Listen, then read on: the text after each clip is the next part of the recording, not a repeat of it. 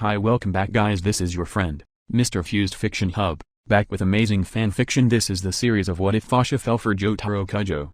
Now before starting, please give this video a like and subscribe to the channel if you want more videos like this. Now let's get into the fanfic. Chapter 1, Saiyan Survivor, Jocha's Reckoning with Raditz's Betrayal. King Vegeta, I've had a vision, Bardock said urgently. Frieza is going to blow up our planet. What? Are you sure? King Vegeta asked, alarmed. I'm positive, Bardock replied. We need to warn everyone and get them off this planet before it's too late. King Vegeta wasted no time. He immediately ordered all the Saiyans to prepare their individual space pods and evacuate the planet. The Heaters, Manito, an old Namekian, Granola and his mother, Muesli, who had been living on the planet, also joined the exodus. As they left the planet, they saw Frieza arrive and blow it up, just as Bardock had predicted. Fortunately, the Saiyans had all escaped in time. On their way to safety, they encountered Broly, Chili, an alien girl, and Paragus, who had been stranded on the desolate planet Vampa. The Saiyans took them in and continued their journey to find a new home. The ominous energy ball slowly took shape above Frieza's head, crackling with deadly power. Frieza's lips curved into a wicked grin as he looked down upon the planet Vegeta, his eyes glinting with malice. With a sudden motion, Frieza hurled the energy ball towards the planet. It traveled through the vacuum of space at incredible speed, glowing brighter and brighter with each passing second. As the energy ball made contact with the surface of the planet, a deafening explosion erupted, sending shockwaves rippling across the galaxy. The once mighty planet Vegeta shattered into billions of pieces, leaving nothing behind but debris and a sense of desolation. Zarbon, Dodoria, and especially Jocha, there goes the fireworks, he exclaimed, his voice dripping with sadistic pleasure. Jocha, who had been watching from a distance, stood there frozen in disbelief. The enormity of what had just happened began to sink in, and she fell to her knees, tears streaming down her face. Why? She cried out, her voice hoarse with emotion. Why did he do this to us? But there was no answer, no solace to be found in the cold void of space. Only the sound of Frieza's maniacal laughter echoed through the universe, a chilling reminder of the evil that lurked in the shadows. Frieza knelt down, a twisted smirk on his face as he looked at Jocha. Oh poor Jocha, look at her cry, she was curled up in a ball, tears streaming down her face. Frieza's minions looked on, some with sadistic glee, others with a hint of discomfort. Jocha tried to speak, but her sobs muffled her words. Frieza laughed, and reached out to grab her by the hair, pulling her head up to face him. What's that, little monkey?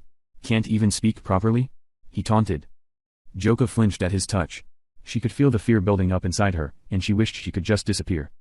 Frieza stood up, she will be a constant reminder of what happens to those who defy me. Jocha closed her eyes, tears still flowing down her cheeks, as she braced herself for what was to come. He kicked her, making her roll across the floor. Jocha lay on the floor crying, clutching her stomach where Frieza had kicked her. She looked up at him with fear in her eyes, knowing that he was the most powerful being in the universe and that she was completely at his mercy. Frieza stood over her, a cruel grin on his face, enjoying the power he held over this small, helpless child. Zarbon and Dodoria stood nearby, watching the scene with dispassionate eyes. They were used to Frieza's cruelty, but even they felt a twinge of discomfort at the way he was treating Jocha. Frieza, perhaps we should go now, Zarbon said tentatively. We have what we came for, and there's no need to torment the child any further. Frieza shot him a withering look. I'll decide when we leave, he said coldly. And as for the child, she'll come with us. I think it will be amusing to have a little Saiyan monkey around to play with. Jocha continued to cry as Frieza picked her up roughly by the arm. She felt the pain of his grip, but she knew better than to resist. She was powerless against him, and all she could do was hope that someone would come to her rescue. As Frieza carried her away, Jocha looked back at the ruins of her home planet. She felt a deep sense of loss and sadness, knowing that she would never see her family or friends again. But she also felt a spark of hope, knowing that she was strong and resilient, and that she would find a way to survive in this harsh, unforgiving universe. Jocha felt a sudden wave of sadness wash over her as she remembered how she ended up in the clutches of the Frieza force. Raditz, her older brother, had become jealous of her and the attention she was receiving from their parents. He wanted to prove that he was the better fighter, and he saw Jocha as a threat to his goal. So, without warning, Raditz had taken Jocha and sold her to the Frieza force. Jocha had been just 3 years old at the time, and she had been scared and confused as she was taken away from her family. As she thought back on that day, Jocha felt a mix of emotions. She was angry at Raditz for betraying her, and she was sad that she had been separated from her family for so long. Since then, she had been subjected to unimaginable cruelty and abuse. She wondered if her parents even knew what happened to her, or if they were still alive. Jocha's mind drifted to the present moment as she heard Frieza's voice once again. Well, "Well, looks like the little monkey is lost in thought," he said with a sneer. "Don't worry, we'll make sure you never forget who you belong to." Jocha felt a cold shiver run down her spine as Frieza's minions grabbed her and dragged her away to another part of the ship. She had no idea what kind of horrors awaited her there, but she knew one thing for sure: she had to find a way to escape, no matter what it takes. Chapter 2: Nightmares and New Discoveries. Joseph Joestar rushed into the church, his heart racing with adrenaline. The memories of his experiences came flooding back, triggering a sense of fear and anxiety. He had been through so much, fighting against supernatural forces, saving the world countless times.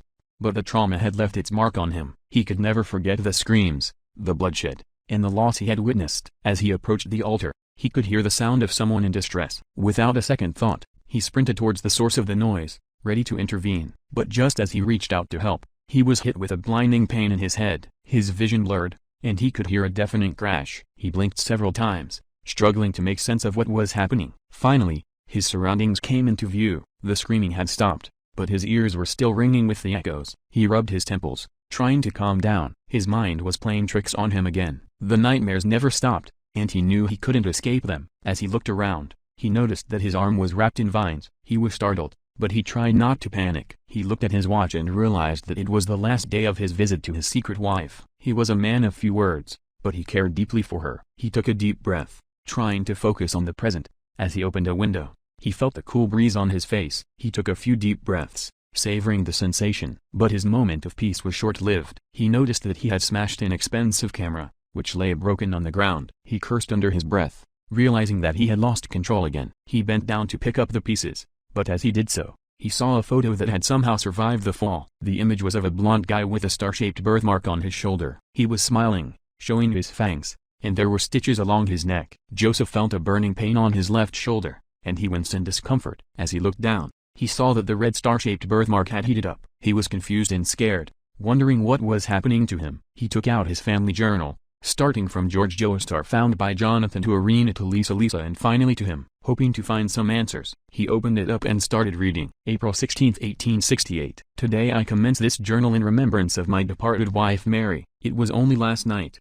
She was taken from us in a tragic carriage accident. My son Jonathan and I were fortunate enough to escape with our lives, thanks to the timely assistance of Juan Dario Brando. We had been returning home from the art gallery, where we had procured an exotic stone mask, when the accident occurred. I was so grateful for Brando's help that I gave him a letter, instructing him to present it to any member of my household should he ever visit our estate. It was my hope that he would be treated as a member of our own family. Unfortunately, fate had other plans. The local constable accused Brando of theft, and he was promptly arrested. I could not let an innocent man suffer for his good deeds, so I took it upon myself to free him from jail. It was a risky decision, but I knew it was the right thing to do. Now, I must focus on raising my young son without the love and guidance of his mother. It is a daunting task, but one that I will undertake with all the strength and devotion that I can muster. Joseph turned pages until he stopped and read.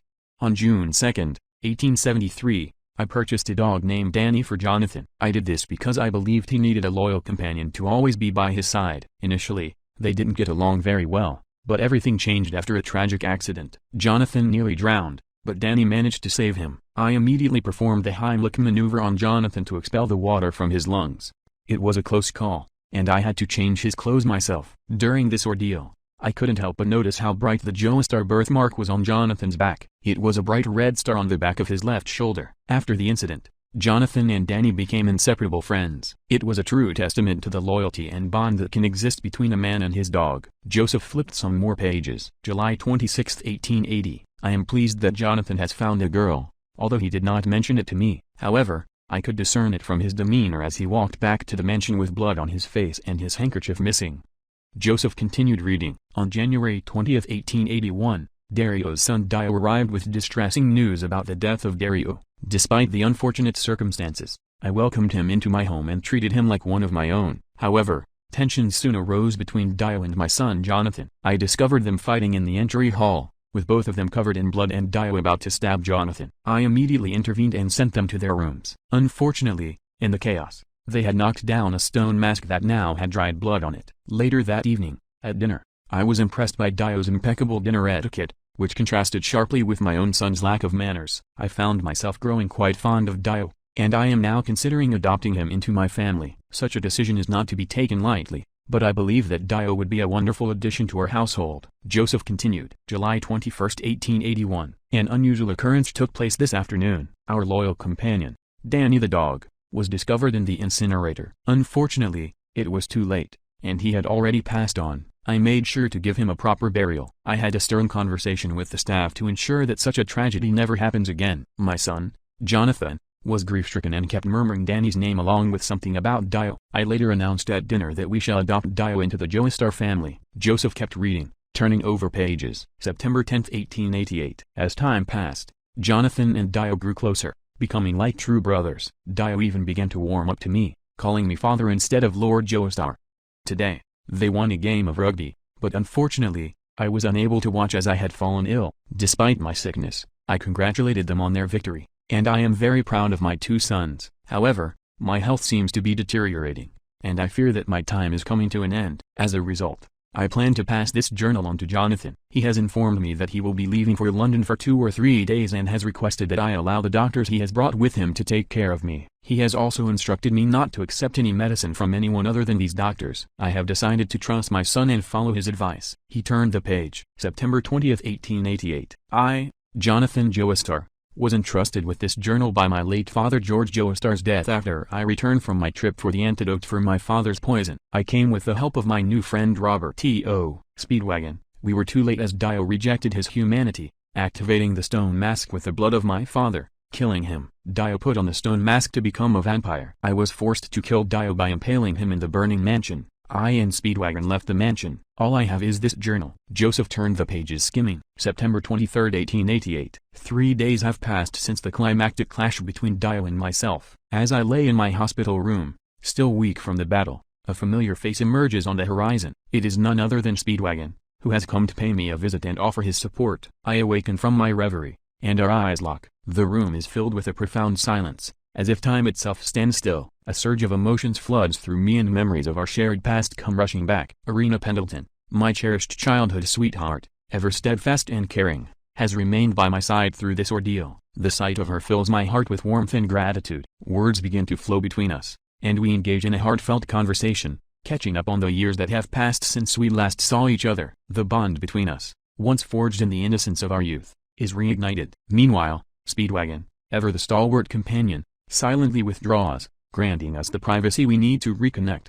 His presence, though unspoken, serves as a comforting reminder of the friendships and alliances that have been formed during these trying times. As Irina and I continue our conversation, I am filled with a renewed sense of hope and determination. The wounds I bear, both physical and emotional, begin to heal in the presence of her unwavering care and love. Together, we face the challenges that lie ahead, fortified by the enduring bond we share. The world around us may be tumultuous and unpredictable, but at this moment, with Irina by my side, I know that we possess the strength to overcome any adversity that may come our way. Joseph turns the page. September 24, 1888. The sun rises on a new day, and I find myself using a cane to navigate the wreckage of my once proud home. Determined to ensure the complete destruction of the accursed stone mask and rid the world of Dio's malevolence, I tirelessly search amidst the debris. Yet, my efforts prove futile, and a sense of frustration begins to take hold. Realizing the futility of my search, I decide to take a much-needed stroll with Irina. As we wander, the world around us seems to hold its breath, as if anticipating something extraordinary. And indeed, our peaceful walk is interrupted by the sudden appearance of a mysterious man perched upon a nearby stone wall, leisurely enjoying a sandwich. Without warning, the man propels himself into the air while remaining seated and hurtles towards me with astonishing speed. In an instant, his pinky finger plunges deep into my lungs, momentarily robbing me of breath. Astonishingly, however, my fractured arm miraculously heals in the wake of this bizarre encounter. The enigmatic stranger reveals himself as Will Antonio Zeppeli, a master martial artist schooled in the ways of the Hammon. Sensing the potential within me, he takes both Irina and me to a nearby pond, where he demonstrates the extraordinary power of the Hammon. With a swift strike, he directs his energy towards a seemingly unsuspecting frog perched upon a rock. To our astonishment, the shockwave produced by his blow courses through the frog, shattering the stone beneath it, leaving the amphibian unharmed.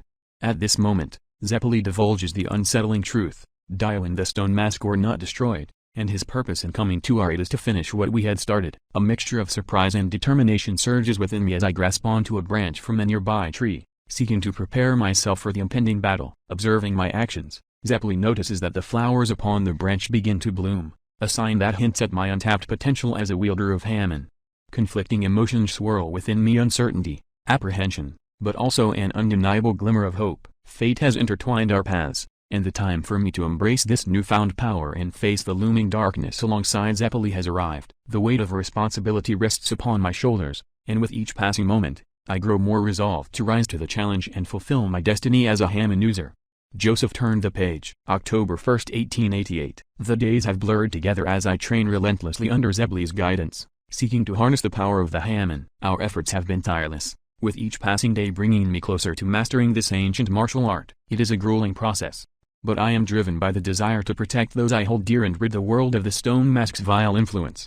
During a momentary respite from our training, Zeppeli confides in me the reason behind his relentless pursuit of the Stone Mask. He recounts a haunting tale from his youth when he accompanied his scholarly father on an archaeological expedition. Their travels took them to distant lands, including Mexico, where they stumbled upon the mysterious Stone Mask within an ancient ruin. The journey back home was fraught with tragedy, as a malevolent force took hold of someone aboard their ship, donning the cursed mask and mercilessly slaughtering every man on board. Zeppeli's quick thinking allowed him to escape the clutches of this malevolent entity by leaping into the safety of the water. However, his pursuit did not waver, and it was only with the break of dawn that Zeppeli witnessed the horrifying truth that the one wearing the mask was none other than his own father. The rising sun's rays disintegrated his father, leaving Zeppeli to confront the grim reality of the mask's power. As our training progresses, Zeppeli imparts upon me a technique known as the Zoom Punch, an essential skill in my quest to combat the forces of evil.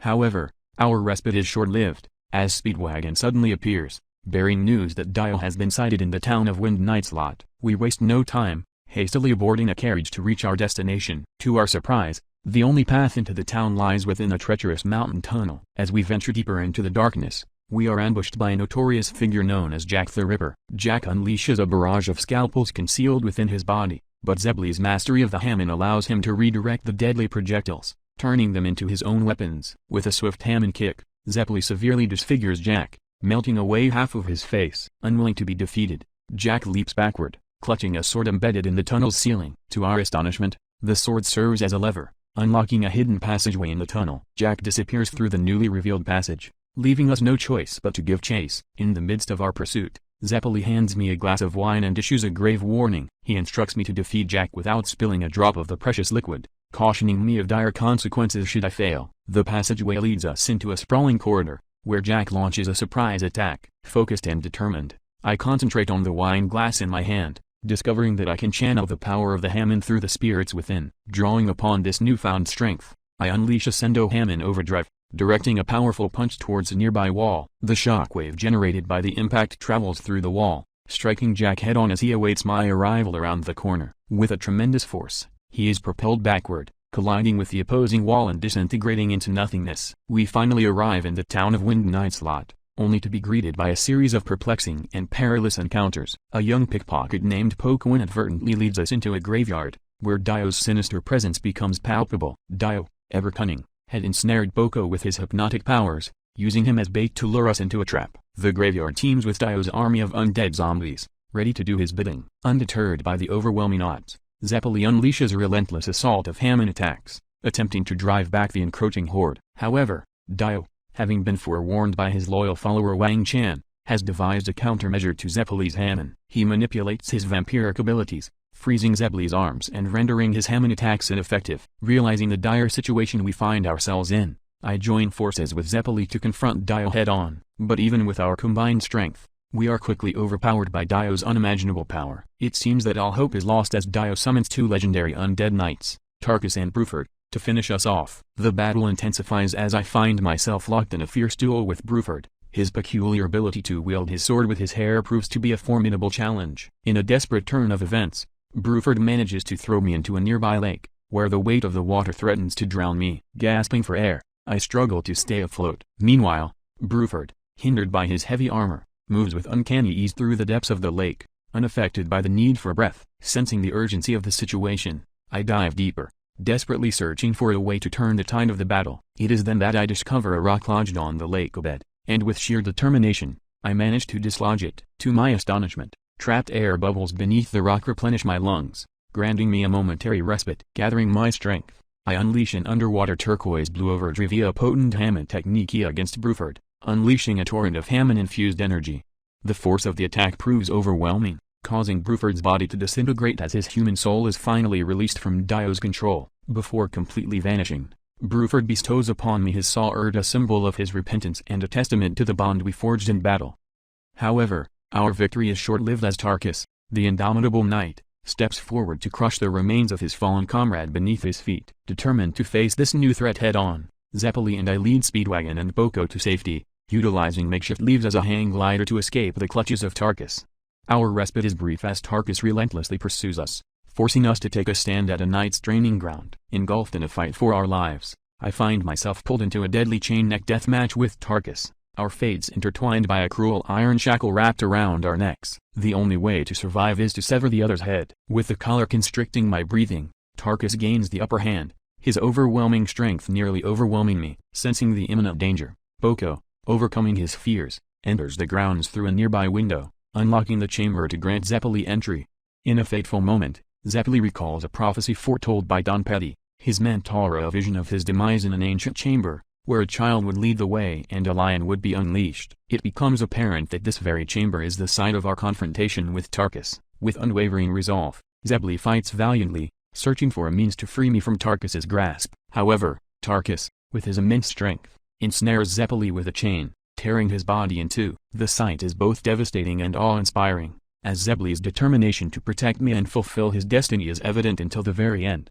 Witnessing Zeppeli's sacrifice ignites a fire within me. Drawing upon the last remnants of his Hamon energy, he transfers his power to me, revitalizing my wounded body and infusing me with an overwhelming surge of strength. At that moment, I break free from the chains that bind me, shattering them with newfound power. Fueled by grief and righteous fury, I confront Tarkus with unwavering resolve. Unleashing the full extent of the Hamon within me, I channel its energy into every strike, delivering powerful blows that shatter Tarkus's defenses. With each strike, the impact reverberates through his formidable armor, causing cracks to form and his resolve to waver. Driven to the brink of defeat, Tarkus launches a final desperate attack, aiming to crush me beneath his colossal strength. But I refuse to yield. Gathering my remaining strength, I concentrate my Hamon energy into a single decisive strike. With a resounding impact, my fist collides with Tarkus, channeling the full force of the Hamon. The surge of energy surges through his body, overwhelming him from within. In a magnificent display of power, Tarkus is consumed by the Hamon, his form disintegrating into dust, his soul finally liberated from the clutches of Dio. As the dust settles, I stand victorious, but the toll of the battle weighs heavily upon me. Grief and exhaustion intertwine, forming a bittersweet mixture within my heart. I mourn the loss of Zeppeli, my mentor and friend, whose sacrifice paved the way for my triumph. Yet, I also feel a renewed determination to continue our mission and vanquish Dio once and for all. In the aftermath of the battle, Speedwagon, Boko, and I make our way back to Wind Knight's lot. Along the way, we encounter Mr. Adams, a seemingly friendly villager who quickly reveals his true nature, a bloodthirsty zombie. Despite his initial surprise attack, I swiftly incapacitate him, using the Hamon to strike at the core of his undead existence. However, our respite is short-lived as another stranger emerges, claiming to be a human and a fellow Hamon user. He introduces himself as Dyer, one of Zeppeli's trusted friends and allies. Alongside him stands Stray Izo, another student of Zeppeli, and their master, Master Don Petty. They have come to join us in our mission to defeat Dio and rescue Poco's kidnapped sister. The stage is set for our next confrontation with Dio, as the secrets and darkness of Wind Knight's lot continues to unfold. With our resolve steeled and the power of the Hamon coursing through our veins, we march forward, ready to face whatever challenges lie ahead. Joseph turned the page. October 7, 1888. The weight of our losses and the urgency of our mission weigh heavily upon us as we make a detour to Poco's house, only to receive devastating news: Poco's sister has vanished without a trace. Little do we know that she has been ensnared by Dio, enticed with the promise of eternal life. When she bravely refuses and slaps the vampire in defiance, Dio grows furious and commands his monstrous henchman, Doobie, to attack her. In a timely intervention, I arrive to confront Doobie, channeling the power of the Hamon through my being. With a display of sheer strength and technique, I swiftly dispatch the zombie, freeing Poco's sister from his clutches. However, our trials are far from over. Ascending the stairs, I approach the final room where Dio awaits. Consumed by a burning desire for vengeance and justice, I challenge Dio to a final showdown, aiming to avenge the deaths of my friends. Yet, before I can act, Dio, fueled by his determination to avenge Zeppeli's sacrifice, steps in and engages Dio himself. Dio launches a valiant attack, executing the Thunder Cross split attack, but Dio, ever cunning and powerful, freezes Dire's legs, shattering him in an instant. However, Dire's indomitable spirit persists, as his severed head remains intact. With his final act, Dire launches a rose infused with the power of the Hammon, impaling Dio in his right eye. Empowered by Dire's courage, I take up the mantle once more. With luck and pluck, the sword gifted to me by Bruford, infused with the Hammon, I ensure Dio cannot make physical contact with me. Roses become my distractions as I exploit Dio's blind angle, swiftly severing his arm and cleaving him in half. Despite the initial success, Dio's tenacity knows no bounds. He freezes both the sword and my hand, leaving me immobilized and vulnerable. A brief moment of disadvantage grips me, but I seize the opportunity presented by a nearby fire. With the intense heat, I free myself from Dio's icy grip. Determined to deliver the final blow, I unleash the full force of the Hammon, striking Dio's chest with a resounding impact. The force propels him into a cliff, seemingly defeated. However, Dio, in one last act of spite, releases a jet of pressurized eye fluid, narrowly missing me and inflicting a grave wound. As exhaustion sweeps over me, I find solace in mourning my lost half-brother, Dio's previous host. My battered body finally succumbs to fatigue, collapsing from sheer exhaustion. The battle has been won, but the cost has been immeasurable. Joseph turns the page. October 7, 1888. The dust settles after the intense battle that consumed Wind Knight's lot, and the town bears the scars of the violent confrontation. The aftermath reveals a grim truth that dozens of people have been declared missing by the authorities. The extent of the devastation is apparent, and the town mourns the loss of innocent lives. As we gather amidst the wreckage, a sense of relief washes over us. The stone mask, the catalyst of so much chaos and suffering, lies shattered beyond repair. Speedwagon, with a triumphant smile, proclaims our hard-fought victory. It is he who destroyed the mask, ensuring that its malevolent power can never be unleashed again. At this moment, we stand united, our resolve unyielding. We have faced unimaginable horrors and witnessed the darkness that resides in the hearts of men. Yet, we emerge from the crucible of battle stronger than ever, forged in the fires of adversity. And now, the perspective shifts to Arena Pendleton, whose steadfast presence has been a beacon of hope and support throughout our arduous journey. Joseph turns the page. June 1, 1889. Months have passed since the fateful battle that forever changed our lives. Jonathan and I have embarked on a joyous journey together as we begin our married life. Our destination, America, where we plan to spend our honeymoon on a luxurious cruise across the vast Atlantic Ocean. The memories of our past struggles to remain etched in our hearts, but we carry a glimmer of hope for a peaceful future. As we bid farewell to the many friends we made along our arduous journey, I can't help but feel a sense of unease. A peculiar and ornate chest, unusually long and suspicious, is loaded onto the cruise ship that will carry us to our destination. Though doubts linger in my mind, the well wishes of our companions overshadow any lingering concerns. The voyage begins, and Jonathan and I revel in the enchantment of the open sea. However, our respite is short-lived, as Jonathan uncovers the presence of an unwelcome stowaway, Wang Chan, the loyal follower of Dio. Suspicion arises, suggesting that Dio, the embodiment of evil, may still be alive. Amidst the cargo hold of the ship, Jonathan confronts the disembodied head of Dio, a chilling reminder of the threat that haunts our every step. Dio, acknowledging Jonathan's valor, unveils his sinister intention to claim Jonathan's body as his own, recognizing its exceptional worthiness as a vessel. In a twist of fate, I arrive just as Jonathan falls victim to a near-fatal attack on his neck, rendering his breathing impossible. Panic ensues as the ship descends into chaos, overrun by the undead minions unleashed by Wang Chan, spreading their infection throughout. Jonathan, drawing upon the last remnants of his Hammon energy, valiantly severs Wang Chan's head, using his body to obstruct a vital part of the ship's machinery. The vessel hurtles towards destruction, bound to explode. In the face of imminent danger, Jonathan's unwavering resolve shines through. He implores me to survive, to protect the innocent life of a baby whose mother had met a tragic fate. As the ship teeters on the brink of annihilation, Dio seizes one final opportunity to claim Jonathan's body. But my beloved husband, with unwavering determination, thwarts Dio's malicious ambitions, sacrificing himself to ensure our safety. In his final moments, Jonathan cradles Dio's head in his arms, his selfless act sealing their intertwined destinies. As the ship succumbs to the raging inferno, I find refuge for myself and the precious life within Dio's bomb-proof coffin. It shields us from the cataclysmic blast, serving as a testament to the love and sacrifice of the man who fought to protect us all. Rescued near the Canary Islands a day later, I emerge from the wreckage, burdened with the weight of grief and loss. Vowing to honor Jonathan's memory, I pledge to preserve the truth of that fateful night, starting with the child conceived within me, a testament to the undying love we shared. The legacy of Jonathan Joestar, the noble soul who valiantly battled against darkness, will live on through our child, a beacon of hope in a world shadowed by evil. And so, with unwavering determination, I set forth to fulfill my promise, preserving the memory of our extraordinary journey and the sacrifices made along the way.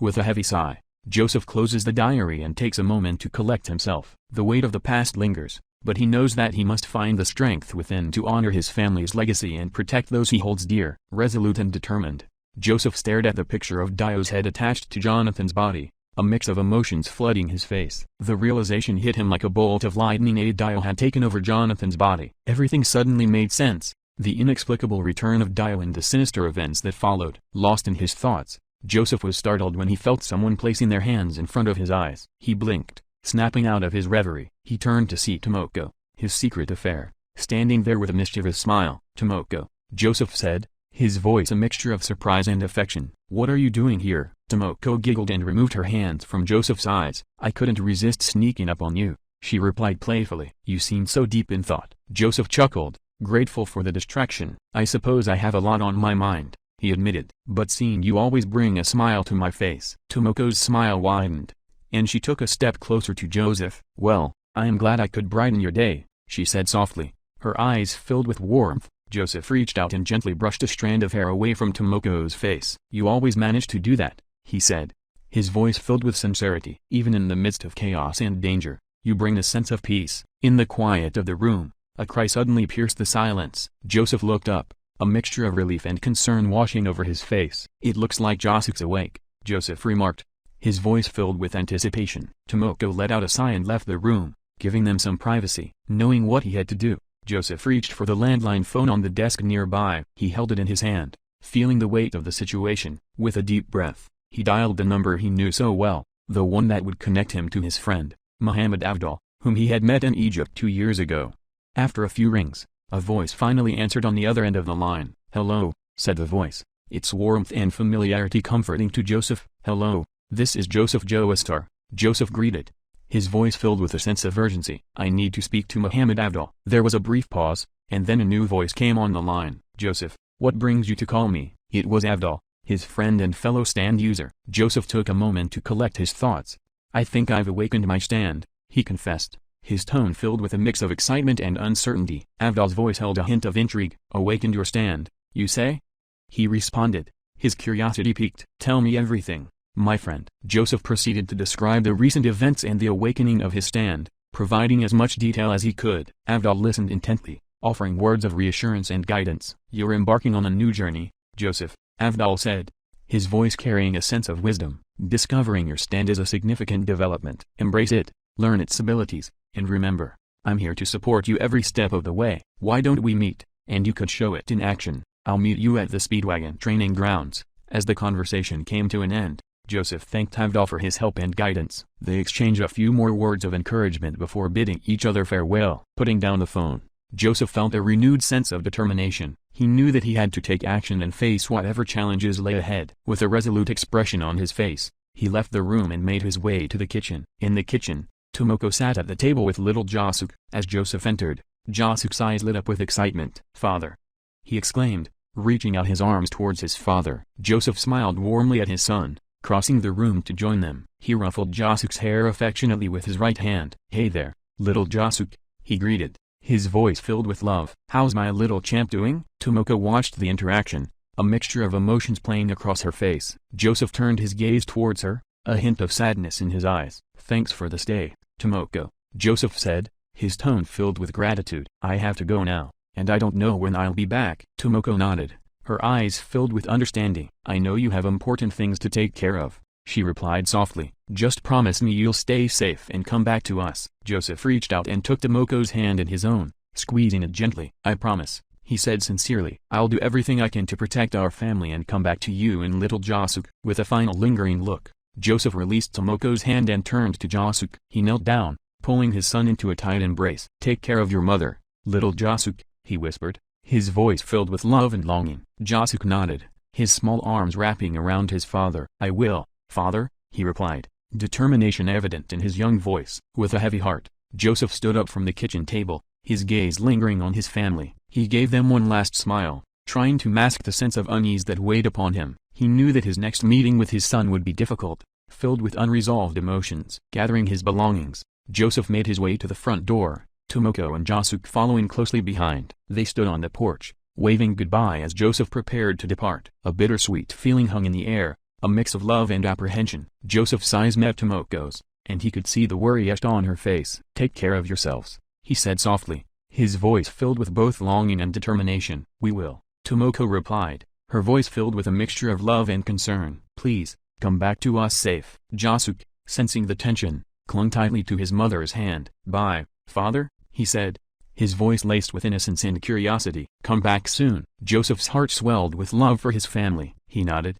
trying to convey reassurance despite the dread that lingered within him. "I'll be back before you know it, little Josuke," he promised, his voice filled with conviction. As he stepped away from his family, Joseph was picked up by a Speedwagon Foundation staff member. They exchanged a few words of greetings before Joseph settled into the vehicle, his mind filled with a mix of anticipation and uncertainty. The staff member drove Joseph to the jet owned by the Speedwagon Foundation. As they arrived, Joseph caught sight of the sleek aircraft, a symbol of the organization's resources and support. It was a reminder that he wasn't alone in his journey. Joseph thanked the staff member for the ride and stepped onto the jet, feeling a sense of both gratitude and trepidation. The engines roared to life, vibrating beneath his feet as the aircraft prepared for takeoff. As the jet soared into the sky, Joseph looked out the window, watching as his home grew smaller and smaller. He couldn't shake the worry in his heart, but he held on to the belief that he was doing what needed to be done. The jet smoothly descended, gracefully landing on the runway in Dallas, Texas. As the engines powered down,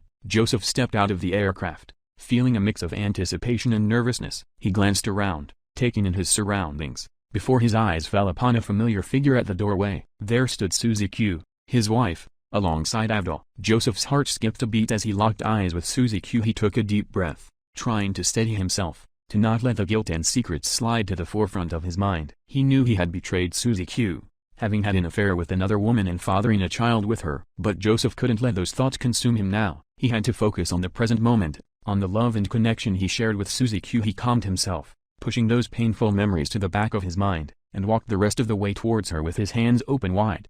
Suzy Q's face lit up with a radiant smile as she approached Joseph. Without hesitation, she embraced him, her old voice sounding like music to his ears. "How was your business trip?" she asked, her genuine concern evident in her tone. Joseph returned the embrace, feeling a mix of relief and guilt. He held on to Suzy Q tightly, cherishing the familiarity and warmth of their connection. "It went well," he replied, his voice filled with affection. "But being back with you is what truly makes it worthwhile." Suzy Q pulled away slightly, her gaze searching his eyes. "I missed you," she whispered, her voice filled with longing. Joseph's heart swelled with a mixture of emotions. He knew he had made mistakes, but he was determined to make amends and rebuild the trust he had broken. "I missed you too, Suzy Q," he said softly, his voice tinged with remorse. As they stood there, wrapped in each other's arms, Joseph felt a mix of emotions. He knew that he had a long journey ahead of him, one that required him to confront his past actions and work towards healing the wounds he had caused. However, in that moment, with Suzy Q's embrace, he found solace and a glimmer of hope for a better future. Suddenly, a cough broke the intimate moment, causing Joseph to break away from Suzy Q. It was a reminder of the reason he had come to Dallas. He turned to Avdol, extending his hand for a firm shake. "Nice to see you, my friend," Joseph said with a small smile. "I have the training grounds reserved, so we can see what you can do." Avdol nodded in acknowledgement, his eyes reflecting a mixture of friendship and determination. He was ready to assist Joseph on his journey, knowing the challenges that lay ahead. Joseph turned his attention back to Suzy Q, his expression filled with concern. He slowly approached her, realizing something was not right. "You can come with us," he said gently, his voice tinged with worry, "but I have to warn you, it might be a bit weird and boring." Suzy Q nodded, her eyes glazed over, indicating her weariness. Joseph instinctively reached out, placing his hand against her forehead. His heart sank as he felt the heat radiating from her. She had a fever. Without hesitation, Joseph scooped Suzy Q up into his arms,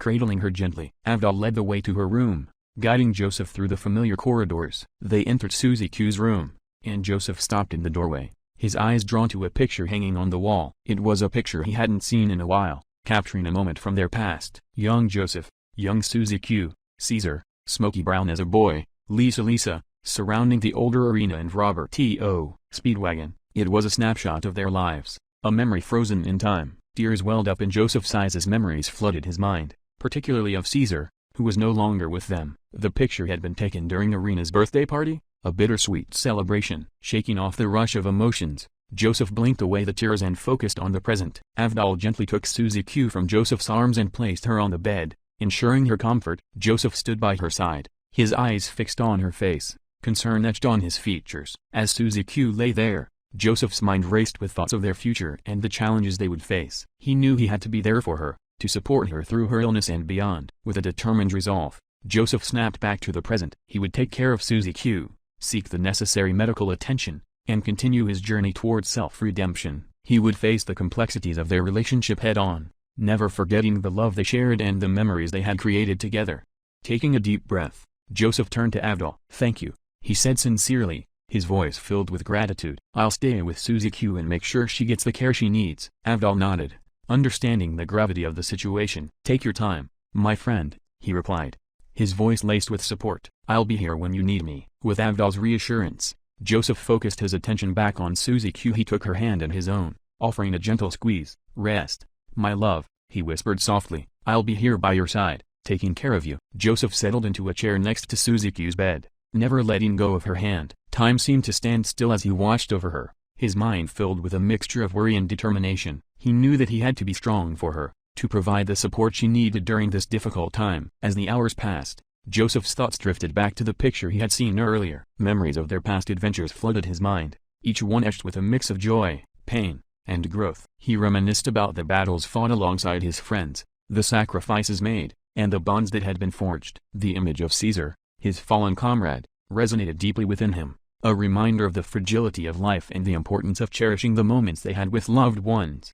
The sound of a soft knock on the door interrupted Joseph's reverie. He turned to see Avdol entering the room, carrying a tray with a warm cup of tea. Avdol's eyes conveyed understanding and compassion as he approached Joseph. "I thought you might need something to keep you going," Avdol said gently, placing the tray on the bedside table. "Tea always has a way of providing comfort in difficult times." Joseph nodded appreciatively, grateful for Avdol's thoughtfulness. He took a sip of the tea, feeling its warmth spread through his body, offering a small respite from the worries that weighed heavily on his mind. Silence enveloped the room as Joseph and Avdol sat together, their presence a source of strength for each other. They understood the weight of their respective burdens, the choices they had made and the consequences they had to face. But in that moment, there was a shared understanding that they were not alone in their struggles. As the evening turned into night, Joseph remained by Suzy-Q's side, keeping a vigilant watch over her. He gently brushed a strand of hair away from her forehead, whispering words of comfort and love. "You'll get through this, Suzy-Q," he murmured softly, his voice filled with unwavering belief. "We'll face whatever challenges come our way, together." The room was filled with a mixture of emotions of hope, fear, and a sense of determination. Joseph knew that their journey was far from over, that there were still many obstacles to overcome, but he also knew that love had a way of healing, of bringing people together in times of need. As the night wore on, Joseph settled into a chair next to Suzy-Q's bed, finding solace in her presence. The gentle rhythm of her breathing provided a comforting soundtrack to his thoughts. He held on to the belief that they would emerge from this trial stronger, their bond forged through adversity. Sleep overtook them as they lay in bed, the room bathed in the soft rays of the rising sun. Slowly, Joseph and Avdol stirred awake, their minds still lingering between dreams and reality. As they sat up, their gaze turned towards the bed where Suzy-Q lay, her fever having subsided slightly. A sense of relief washed over Joseph, and he exhaled the breath he had been holding, grateful for this small sign of improvement. Avdol placed a comforting hand on Joseph's shoulder, offering silent support in this trying time. Their eyes met, understanding passing between them. They knew that their mission was not yet complete, that there was still work to be done. "We have to continue, Joseph," Avdol said, his voice steady and determined. "There are answers we need to find, and we can't afford to waste any more time." Joseph nodded, his mind focused on the task at hand. He gently patted Suzy-Q's hand and whispered words of reassurance before getting up from the bed. Avdol led the way as they left the room, making their way towards the hallway. As they stepped outside, a Speedwagon Foundation doctor awaited them, ready to provide the necessary medical care for Suzy-Q. They exchanged brief pleasantries before Joseph and Avdol headed towards the training grounds. Speedwagon Foundation logo. Standability test. Name: date: stand name: stand type: Instructions. Read the description of each standability type and mark the corresponding box if it matches the abilities of your stand. 1. Close range power type. Stands known for powerful and swift physical attacks. Generally obey their users' will and have a limited range. Can your stand inflict powerful physical attacks? Yes. No. 2. Long distance operation type. Stands with a greater than average range, able to go kilometers away from their user. Can your stand operate from a long distance? Yes, no. 3. Automatic type. Stands that act automatically through preset instructions or have the ability to exist independently. Does your stand act on its own or follow preset instructions? Yes, no. 4. Range irrelevant. Stands whose abilities are not affected by range or can influence time where range doesn't exist. Does your stand's ability ignore range or affect time? Yes, no. 5. Materialized type. Stands that attach themselves to material objects and become said objects. Does your stand attach to objects and exhibit supernatural properties? Yes, no. 6. Psychological assault type. Stands specializing in attacking psychologically or spiritually, assaulting the mind of the user's enemies. Does your stand primarily attack psychologically or spiritually? Yes, no. 7. Foresight type. Stands with the ability to foresee the future and provide guidance. Can your stand foresee the future or provide guidance? Yes, no. 8. Reconnaissance type. Stands with abilities that allow the user to gather information on their surroundings. Can your stand gather information or scout the area? Yes, no. Stand form type. 9. Natural humanoid stands. Stands with a humanoid form and organic appearance. Does your stand possess a human-like form? Yes, no. 10. Artificial humanoid stands. Stands with a humanoid form but feature artificial or mechanical nuances. Does your stand have artificial or mechanical characteristics? Yes, no. 11. Natural non-humanoid stands. Stands reminiscent of other life forms or objects in nature. Does your stand resemble animals, plants, or other natural elements? Yes, no. 12. Artificial non-humanoid stands. Stands with a mechanical or tool-like appearance, such as vehicles or weapons. Does your stand have a mechanical or tool-like appearance? Yes, no. 13. Phenomenon stands. Stands that do not fit into any of the previous categories, lacking a definitive form or manifesting a supernatural phenomena. Does your stand fall into this category? Yes, no. That concludes the Speedwagon Foundation ability test for stands. Please submit your answers, and our experts will analyze your responses to determine the nature of your stand. Note: this test is for informational and entertainment purposes only and does not guarantee the existence or abilities of stands. The Speedwagon Foundation does not take responsibility for any stand-related incidents. I will fill this out for you as you do the tests, but first, you have to name your stand and show it to me, Avdol said, his tone filled with curiosity. Joseph nodded, understanding the importance of naming his stand. He extended his right arm,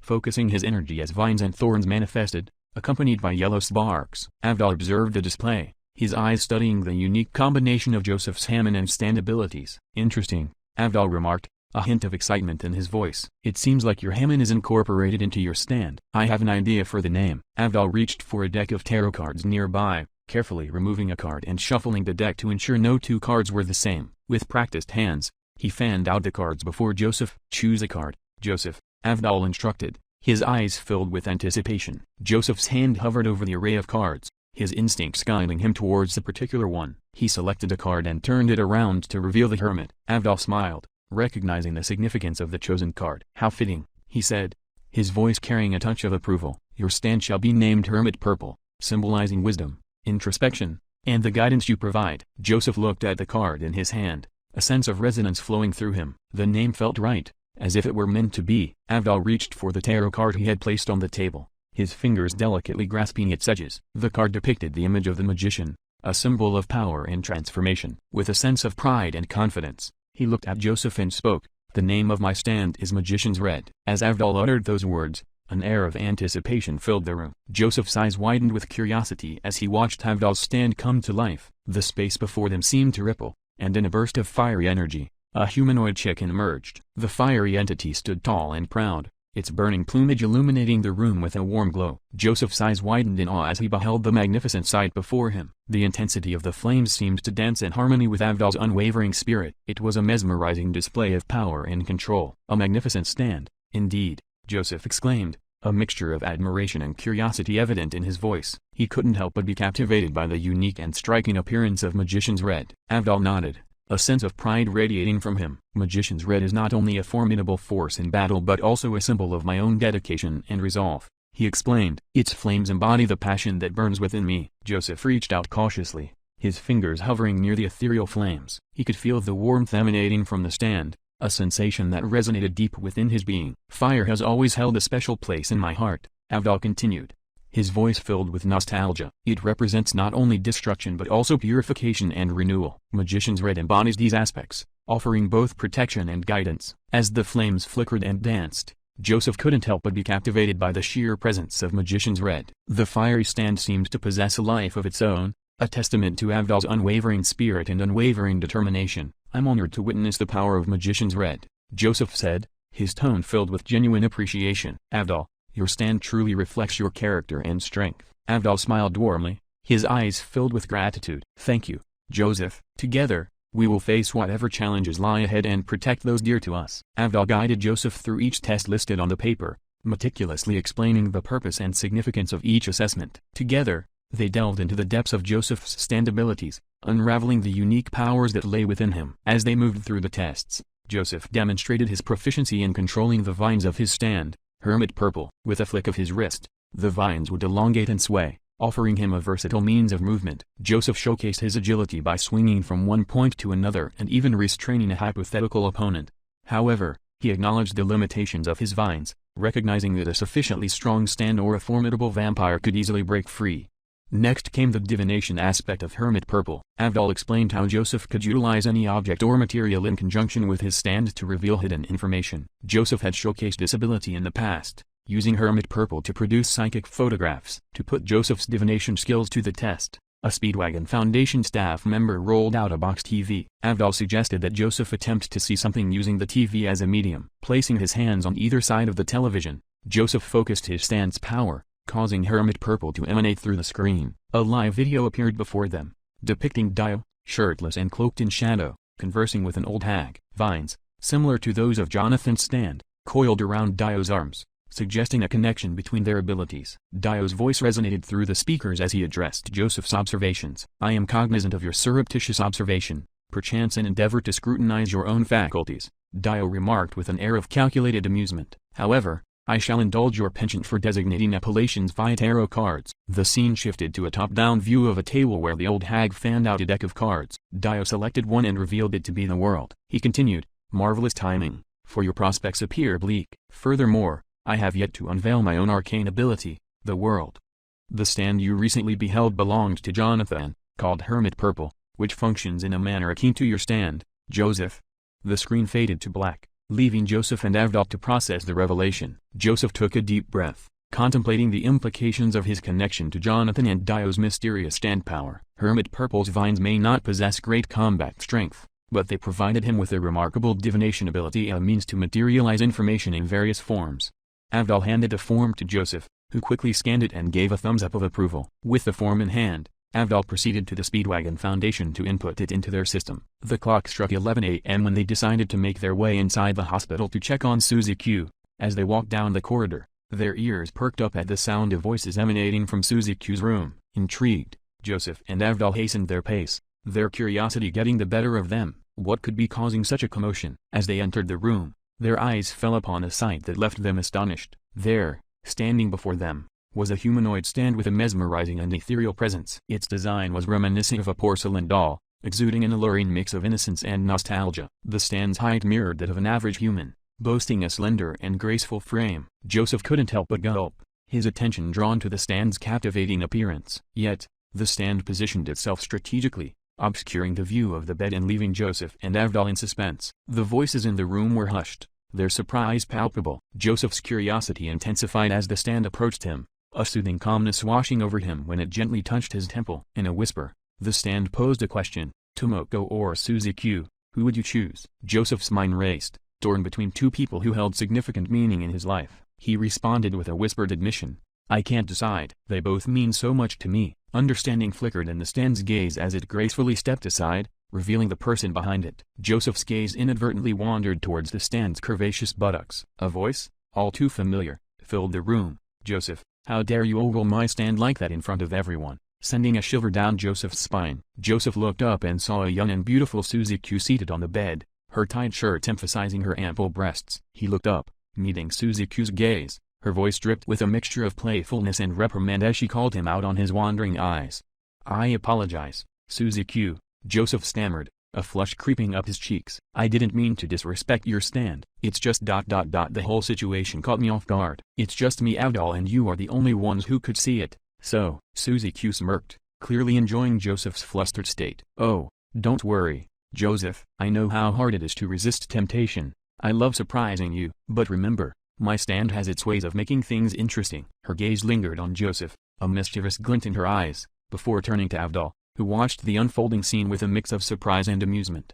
Avdol couldn't help but chuckle, shaking his head. "Well, Joseph, it seems you always find yourself in the most intriguing situations. Careful where your eyes wander next time." Joseph, still slightly flustered, nodded sheepishly. "Noted, Avdol." Lesson learned. The room buzzed with anticipation as Suzy Q gracefully rose from her seat, causing whispers and intrigued glances to fill the air. Her sensuous movements accentuated her ample bosom, which flirtatiously strained against the fabric of her shirt, threatening to burst free. Her curves were a masterpiece, captivating Joseph's attention. The intense connection between them was palpable, as Suzy Q's stand alluring gaze never left Joseph's eyes, conveying a shared secret.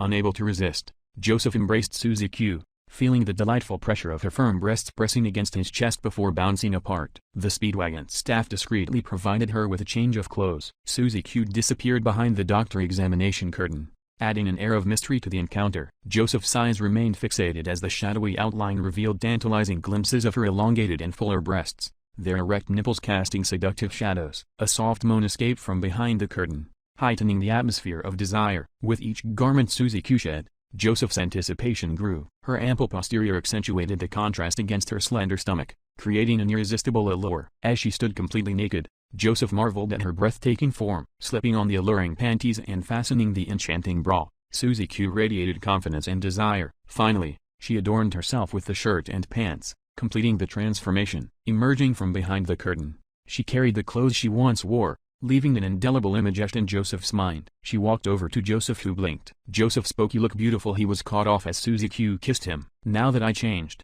I want to know more about that." Suzy Q motioned towards her stand, which was looking at people who didn't seem to notice it. Joseph and Avdol shared a look, then smiled. Joseph led Suzy Q down the hallway, then outside, with Avdol dispersing the crowd. Joseph couldn't help but stare at his wife's figure as her breasts jiggle with every step. Joseph took the stack of papers from the desk and offered to fill them out for Suzy Q. She nodded silently. Joseph finished filling out the forms and handed them back to Suzy Q, who took them with a deep breath. Avdol spoke up. "That's a very interesting stand, Suzy Q. Would you mind showing us its abilities?" Suzy Q nodded, and her stand floated beside her, whispering in her ear. Joseph and Avdol watched intently as Suzy Q explained her stand's abilities. As she described the first ability, youthful reminiscence, Joseph's eyes widened in surprise. "You can turn back time on your own body? That's incredible," he exclaimed. "Isn't it obvious?"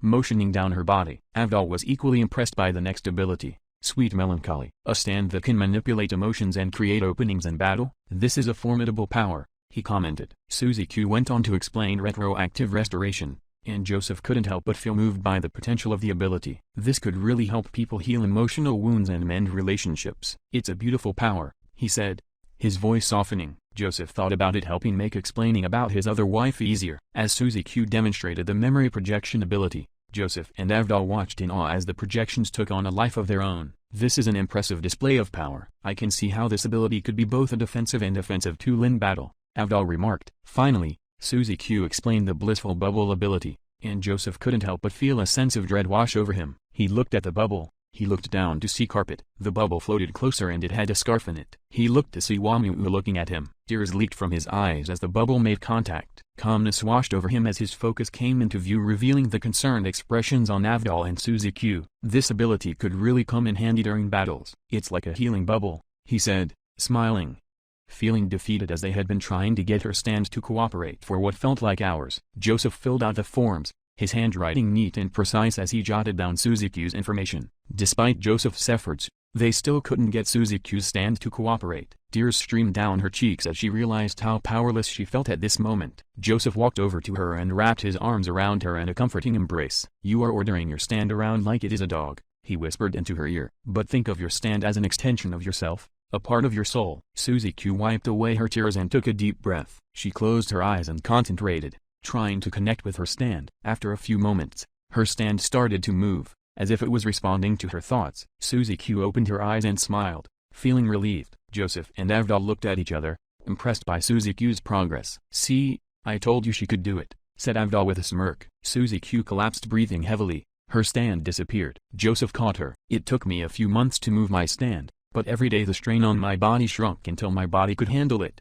said Avdol. "Now it's time to name your stand," said Avdol. He took out the tarot cards. He shuffled 3 cards out. He had a separate deck. The deck was calling to Suzuki. "Why don't you use the deck as well?" Avdol paused, contemplating. "Those are the least known tarot cards with different numbers of the same card. I will shuffle the deck in." Suzuki took a deep breath, feeling a sense of anticipation and excitement building up inside of her. As Avdol took out the tarot cards and began shuffling them, Suzuki couldn't help but feel a connection to the deck he had brought with him. She had always been drawn to the supernatural, and the cards seemed to call out to her in a way she couldn't explain. Avdol then suggested that she use her own deck as well, and Suzuki eagerly pulled it out of her bag. She felt a sense of pride and ownership over the cards, as if they were a part of her now. As Avdol shuffled the 2 decks together, Suzuki watched in fascination. She wondered what kind of card she would draw, and what it would reveal about her stand. Finally, Avdol presented her with the top card of the deck, and Suzuki felt her heart race as she flipped it over. The card was the 6 of Cups, and as she looked at it, everything seemed to make sense. She remembered the feeling of nostalgia and longing that her stand had evoked in others, and how it had the power to heal emotional wounds and mend broken relationships. The card's themes of innocence and childhood also resonated with her stand's ability to turn back time on her own body, granting her enhanced physical attributes and a renewed sense of vitality. Suzuki couldn't help but feel a sense of gratitude and wonder at the synchronicity of it all. Avdol cleared his throat. Nostalgia's Rebirth seems like an appropriate name for a stand that embodies these abilities and draws inspiration from the themes of the 6 of Cups tarot card, emphasizing the idea of innocence, emotional healing, and revisiting cherished memories. Suzuki couldn't contain her excitement. Joseph couldn't help but smile at his wife's enthusiasm and extended his hand to her. Suzuki took it, feeling grateful for his support. As they made their way back inside, Avdol walked beside them, making sure they were safe. The sun was beginning to set, casting a warm orange glow over the campus. They headed towards the cafeteria, the smells of food wafting towards them. The other students and staff glanced over at Suzuki, but Joseph quickly shot them a glare, causing them to look away. They found an empty table and sat down, surrounded by the chattering of other students. Joseph leaned in towards Suzuki. "Are you hungry? What would you like to eat?"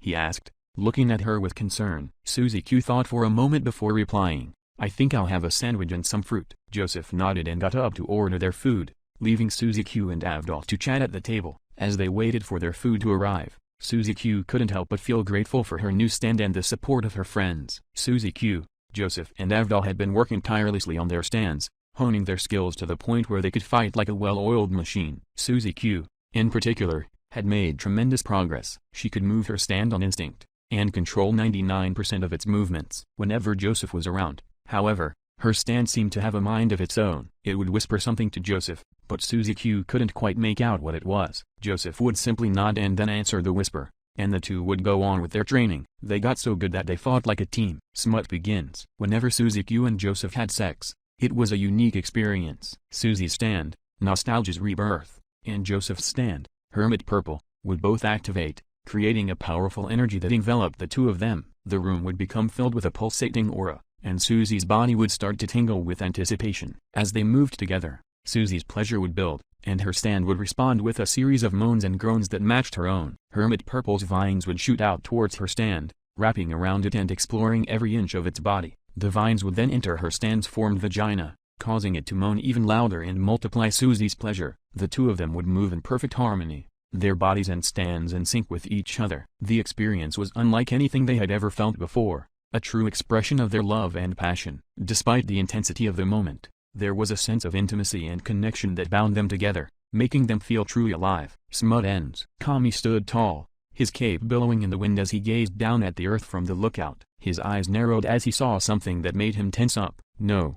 he exclaimed under his breath, his voice filled with concern. Dio had found Piccolo, and he was sealed inside the stand arrow shaft that Dio had accidentally broken off. Kami could feel Piccolo's evil ki radiating from the arrow. He knew that Dio would try to recruit Piccolo to his side for world domination, and Kami felt a sense of despair wash over him. However, he also felt the righteousness of heroes emanating from the other side of the world. Even though the heroes only used 10% of their inner ki for stands, their power was still formidable. Kami's mind raced as he tried to think of a way to stop Dio and Piccolo from causing further harm. He remembered the one time he had helped a mortal, a man named Tom Petty, by teaching him Hammon. Perhaps there was a way to use that same technique to defeat Dial and his minions. As he contemplated his next move, the wind continued to howl around him, the sound of it mixing with the heavy thoughts weighing on his mind. Mr. Popo leaned against the wall, his arms folded across his chest as he watched Kami in silence. He knew that the guardian of the earth was feeling the weight of the world on his shoulders, and he wished he could do something to ease his burden. Kami had accomplished so much during his tenure as guardian of the earth. He had created the 7 Dragon Balls, a powerful tool that could grant any wish to those who gathered them all. It was strange that no mortal had ever collected all 7 of them, despite their incredible power. That's where we will be leaving things for right now. Thanks for watching, and remember to like, comment, and share the love. Until next time.